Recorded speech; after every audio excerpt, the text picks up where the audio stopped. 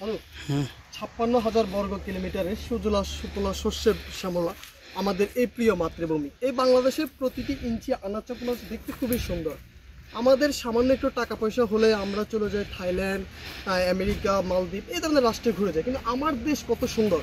আমরা আমাদের দেশের সৌন্দর্য উপভোগ করতে রাজি হই না, চাই না। আমি প্রত্যেককে প্রকৃতিপ্রেমী প্রত্যেক মানুষকে এবং যারা ট্যুর লাভার পৃথিবীর বিভিন্ন রাষ্ট্রে ঘুরতে যান, বিভিন্ন পর্যটক কেন্দ্রে, আমার কাছে আমি তাদেরকে সাজেশন দিব, আগে আমার দেশকে খুঁজুন, দেশের কোথায় কী সৌন্দর্য জিনিসগুলো আসে এগুলো উপভোগ করুন এবং পৃথিবীর বিভিন্ন মানুষকে জানিয়ে দিন আমার দেশ কত সুন্দর। আমরা যদি আমাদের এই সৌন্দর্যটা যদি বহির্বিশ্বে যদি তুলে ধরতে পারি, তাহলে বাংলাদেশে প্রতি বছর হাজার হাজার পর্যটক আসবে। তো আমি ভ্রমণপ্রেমী ভ্রমণ পিপাসী মানুষদেরকে আমি সাজেশন করব, আপনারা প্রত্যেকে বাংলাদেশের সুন্দর স্পটগুলো ঘুরবেন এবং সবাইকে দেখাবেন, বহির্বিশ্ব জানবে আমাদের সৌন্দর্যগুলো তারা উপভোগ করবে এবং তারা আমাদের এই দেশে আসবে। সো প্রত্যেককে ধন্যবাদ। সবাই ঘুরে যাবেন সিলেটে, চায়ের শহর, প্রকৃতির শহর।